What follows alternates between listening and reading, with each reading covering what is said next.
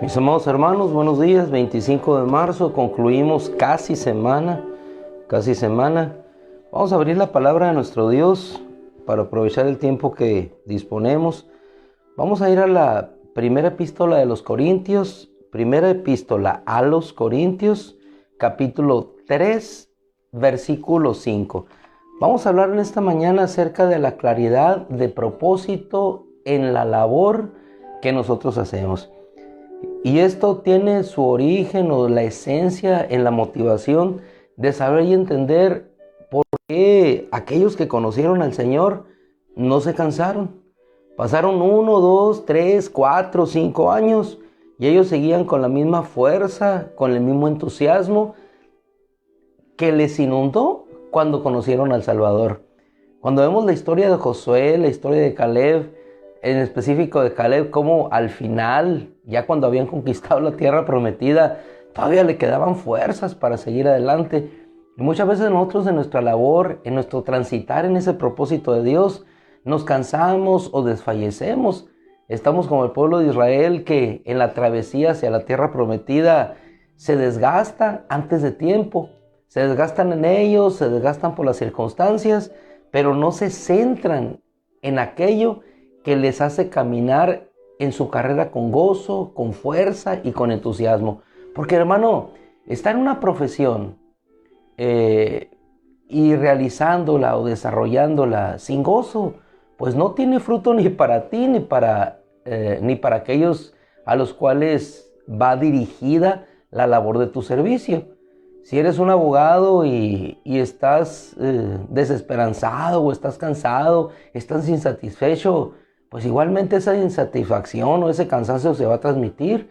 Si eres maestro, si eres ingeniero, sobre todo ingeniero, ese cansancio, ese desapego a la profesionalización o hacia el hecho de hacer las cosas lo mejor posible, se va a observar en aquellas cosas que se construyan.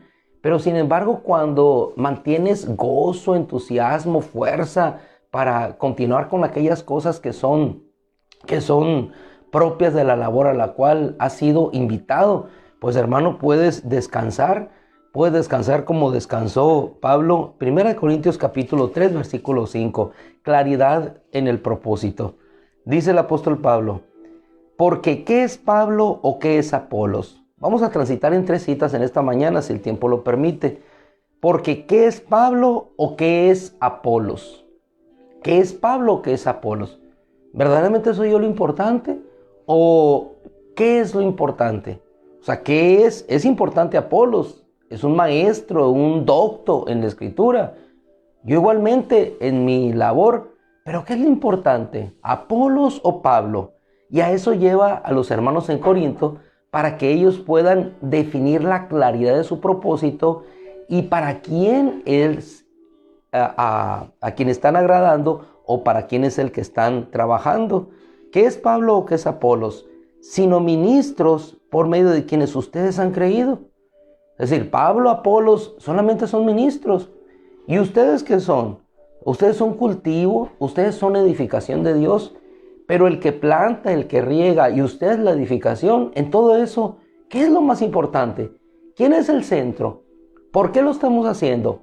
¿Para quién lo estamos haciendo? ¿Por quién lo estamos haciendo? Reza una frase en la política, por el pueblo, para el pueblo, siempre para el pueblo. Entonces, el propósito que nos dirige. Y cuando tenemos claro ese propósito que nos está dirigiendo, vamos a tener ánimo y fuerza para continuar como le encontró Pablo. Yo planté, Apolos regó. Yo soy solamente el que plantó. Apolos después vino y regó para que aquella semilla que fue plantada no se secara, sino que siguiera creciendo. Pero en ese plantar y en ese regar hay una obra que a ustedes también les corresponde. ¿Y cómo la van a realizar? ¿Van a sembrar ustedes nuevamente? ¿O sobre lo que ya fue sembrado ustedes van a edificar? ¿Y con qué van a edificar? Si la vida cristiana, si aquel que te alcanzó lo representa todo para ti, pues vas a edificar con oro. No vas a edificar con lo que te sobre en la vida. No le vas a dar a aquel que te llamó el heno, la paja, la hojarasca, ni la madera. Dependiendo de tu visión, para quién trabajas, lo vas a dar todo. En aquel entonces lo mejor era el oro. Y en esta época igualmente parece que el oro sigue siendo lo de mayor valor, pero vas a dar lo mejor. ¿Por qué? Porque estás trabajando para el único que vale la pena. Es lo que dice Pablo aquí. Ni el que planta ni el que riega es algo, sino Dios que da el crecimiento. Pero el que planta, fíjese, el que planta y el que riega son una misma cosa. No hay diferencia. Tú hiciste una cosa, el otro hizo otra, pero al final de cuentas cada uno va a recibir su recompensa conforme a su propia labor. No puedes estar regando cuando Dios te llamó a plantar, ni puedes estar plantando cuando Dios te llamó a regar. No es más importante Apolos, ni es más importante Pablo. Lo importante es la edificación y la obra que se están construyendo de parte de Dios. Porque ¿a quién queremos agradar? ¿Queremos agradar a Pablo? ¿Queremos agradar a Apolos? ¿O queremos agradarnos a nosotros mismos? Como el caso de los corintios. Dice el Señor por medio de la palabra: pero el que planta y el que riega son una misma cosa, pero cada uno recibirá su recompensa de acuerdo a su propia labor. Es decir, el esfuerzo y la perseverancia. El cómo lo hacemos lo vemos en el apóstol Pablo, con gozo al final. Porque nosotros somos colaboradores de Dios y ustedes son cultivo de Dios y edificación de Dios. Así les hablaba el apóstol Pablo a los corintios. Ahora transitemos a una nueva cita en Filipenses capítulo 2, versículo 12, donde hablando Pablo a los filipenses, igualmente les exhorta siempre a seguir en esa labor, caminando con gozo y entusiasmo, en el entendido que la obra en el Señor que ellos están realizando no es en vano. Versículo 12 de Filipenses capítulo 2. Por tanto, amados míos, de la manera que han obedecido siempre, no solamente cuando estuve cerca, sino también ahora que estoy lejos, y los invita a que, a lo mismo que invitó a la iglesia de Corinto, a que siguieran laborando, trabajando en el Señor, conociendo y sabiendo que su trabajo en el Señor no era en vano. Hermano amado, y aquí antes de proseguir con la escritura, hago una breve reflexión en un paréntesis. Hermano, ¿cuándo trabajar para el Señor ha sido en vano? ¿Cuándo caminar por el desierto sobre aquellas candentes arenas fue en vano? Al final encontraron no solamente la victoria en Dios y la provisión de Dios, el conocer a Dios que les suplía a sus necesidades, que estaba allí cuando tenían sed y Él les daba de beber, cuando tenían hambre les daba de comer, cuando había enfermedad ellos voltearon hacia la serpiente de bronce y eran sanados. ¿Cuándo el buscar a Dios no ha representado una recompensa y un avance para nuestra vida? ¿Cuándo el buscar a Dios no ha representado un final hermoso y de bendición para el pueblo de Dios? Ellos caminaron por el desierto, pero ¿qué encontraron al final? Una tierra en la cual fluía leche y miel. Les dio casas que no edificaron, plantíos que no plantaron, una tierra que no les pertenecía, pero Dios se las entregó. ¿Cuándo el buscar a Dios no está sino sembrado de bendición, de conocimiento, de gracia, de provisión, de bendición? Siempre que buscamos a Dios tenemos en Él una recompensa, pero la recompensa no está solamente dada en aquello que Él nos provee, sino el conocerle a Él, que es la mayor y más grata recompensa. ¿Cuándo, hermano? ¿Cuándo aquel hombre leproso por buscar a Jesús no fue y recibió su sanidad? ¿Cuándo, cuando buscamos a Dios, no recibimos la recompensa? Vemos en la Escritura, en este paréntesis que estamos haciendo, al ciego Timeo, hijo de Timeo, Bartimeo, hijo de Timeo, gritando a Jesús: Jesús, ten misericordia de mí. ¿Y acaso no recibió lo que buscó? Aquella mujer, en la ilustración de la parábola que muestra el Señor, que constantemente iba a buscar, aquella viuda, ¿no recibió lo que buscó? ¿Acaso aquella mujer de Siria, Fenicia, que corrió tras el Señor, que le buscaba insistentemente para que su hija recibiera sanidad, acaso no recibió la recompensa? ¿Acaso el centurión romano que buscó la sanidad para su siervo porque estaba enfermo, yacía muy enfermo, no recibió de Jesús una palabra que le sanó? ¿Acaso Jairo no recibió cuando buscó la bendición y la sanidad? ¿Acaso todos aquellos que hemos buscado a Dios en oración no le hemos recibido o no hemos tenido fruto en nuestra labor? Todo aquello en lo cual nosotros trabajemos, laboremos, siempre habrá labor, habrá recompensa en nuestra labor. ¿Acaso Leví no recibió su recompensa cuando buscó al Señor? Leví Mateo. Y así vamos transitando entre uno y otro ejemplo, para que nosotros también nos incluyamos en ese ejemplo. ¿Acaso todos aquellos que dejaron sus posesiones, aquellos que dejaron sus tierras, huyendo en la persecución de del primer tiempo de la era cristiana, no recibieron no solamente el gozo con el que iban? ¿Acaso ellos no recibieron y llegaron a esa ciudad, a ese encuentro con el Señor? Como dice la Escritura en Hebreos, espíritu de los justos, hechos ya perfectos. Ustedes se han acercado a una ciudad que está aquí, una ciudad eterna, no a un monte Sinaí, sino al monte de Sión, al monte eterno. ¿Acaso todos ellos que dejaron todo atrás no recibieron su recompensa por la labor? Ahora, ¿por qué hablamos de esto? Por la claridad en el propósito que nos mueve a entender para quién lo estamos haciendo y por qué lo estamos haciendo. Y cuando tú sabes para quién lo haces y por qué lo haces, hermano, la labor se vuelve no insípida, sino todo lo contrario. Se vuelve en fortaleza, en gozo, en un ánimo, porque eso es la vida cristiana. Es ánimo, es fortaleza, porque Dios es luz, Dios es fuerza, Dios es poder, Dios es bendición, Dios es sanidad. Él te levanta al caído, perdona al pecador, hace fuerte al débil, hace caminar al que no puede, levanta, sana al leproso, restaura a las familias, regresa a los hijos, a las viudas. Es lo que Él hace. Entonces, ¿cómo no caminar entendiendo en la claridad del propósito de nuestra labor para quién lo estamos haciendo?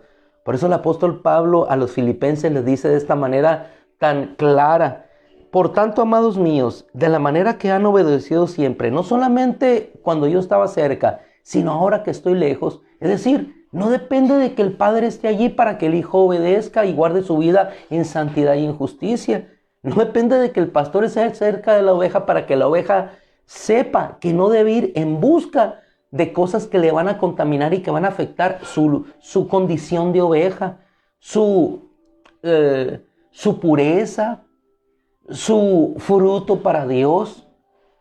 De la manera que han obedecido cuando estuve cerca y ahora que estuve lejos, prosigan, dice, la obra de su salvación con mayor intensidad.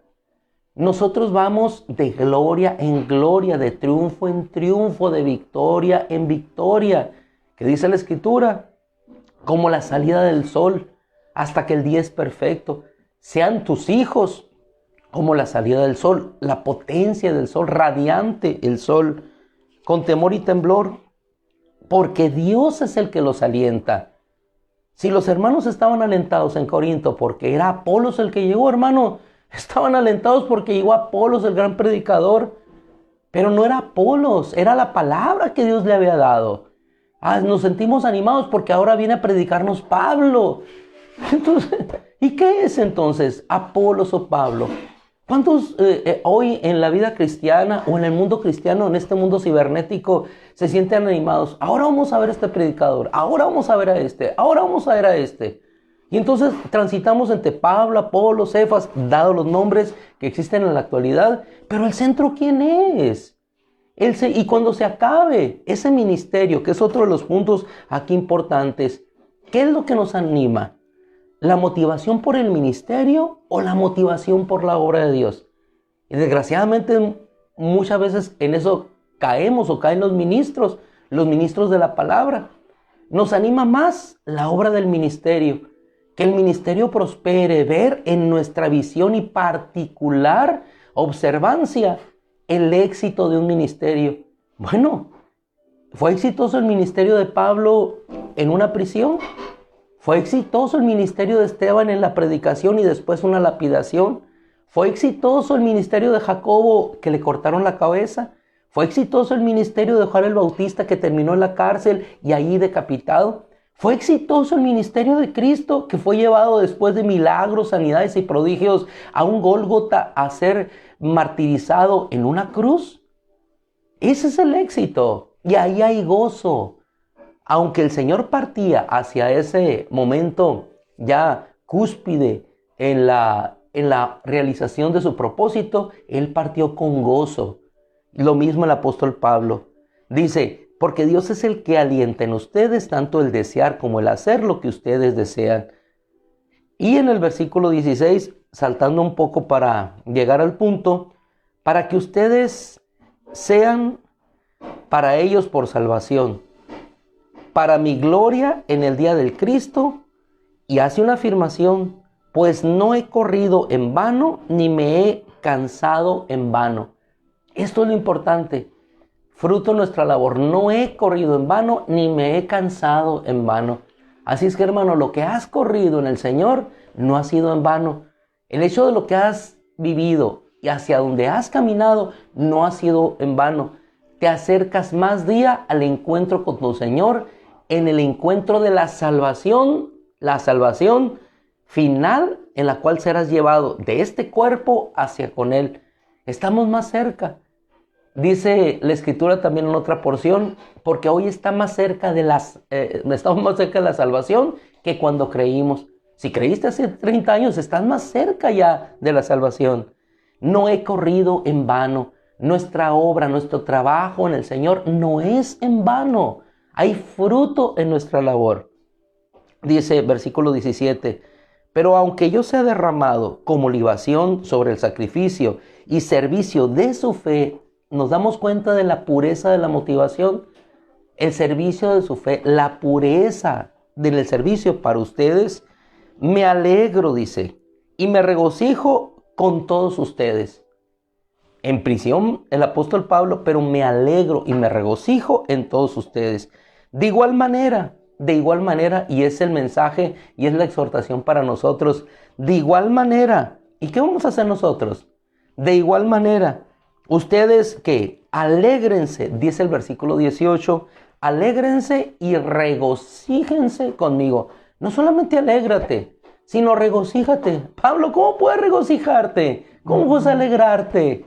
Después de tribulación, naufragios, azotado, dejado como muerto, sin nada, despojado, excomulgado. ¿Cómo puedes alegrarte? ¿Cómo puedes regocijarte? Hermano, porque solamente encontró su fuerza y su motivación en Dios, en esa fortaleza, en esa labor de que lo hacía para Dios. Lo hacía para Dios. Y en eso nos centramos. No importa lo que esté sucediendo. Quién sabe qué está pasando en la pantalla atrás, ¿no? Pero lo importante es que nosotros estemos centrados en lo que estamos haciendo y para quién lo estamos haciendo. Terminamos con la misma cita que iniciamos en esta semana. 1 Corintios capítulo 15, versículo 58. 1 Corintios capítulo 15, versículo 58. Dice, así que, hermanos míos, y con eso nos vamos a retirar esta semana, con lo mismo que iniciamos, con lo mismo que terminamos. Y haciendo una reflexión previa a la salida en este día, hermano, Él es el principio, Él es el fin, nuestro Señor. Él es la Aleph, la Octavo, en el alefato arameo. Él es la Alfa, la Omega, alfabeto griego. Él es la A, la Z, traducido en español, la A, la Z. Él es el principio y Él es el fin. Pero Él, para nosotros, Él es el principio, Él es el fin. Pero ¿lo es para nosotros? Él es para nosotros el principio y el fin. Si Él es el principio y Él es el fin, vamos a terminar de la misma manera. Que termine mi carrera, decía nuestro amado Pablo, con gozo, y el ministerio que recibí de nuestro Señor Jesús. ¿Y sabes cuál era su motivación? No era la recompensa. ¿Sabes cuál era su motivación? Y con eso debemos de quedar nosotros para no cansarnos, conocerle a Él. ¿Y sabes qué le dijo a Timoteo al final? Recibir la corona de justicia. Esa era su motivación y la misma debe ser para nosotros. ¿Cuál es la mayor recompensa? Conocerle a Él. Algún día nuestros ojos le verán. Los limpios de corazón verán a Dios. ¿Cuál era su recompensa? La corona de justicia. ¿Y qué es la corona de justicia? No encontrándome haciendo lo que yo quiero, sino la justicia que procede de Él. Esa era su recompensa, una corona de justicia.